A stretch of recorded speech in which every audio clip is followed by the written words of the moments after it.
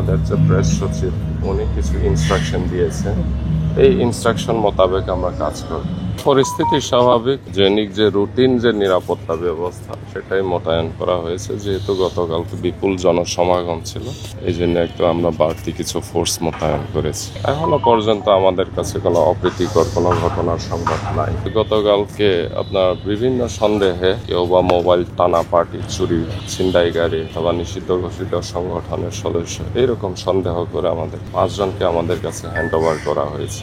এদের ব্যাপারে আমরা জিজ্ঞাসাবাদ করি, যাচাই বাছাই করতেছি, এর পরবর্তী ব্যবস্থা করা হবে।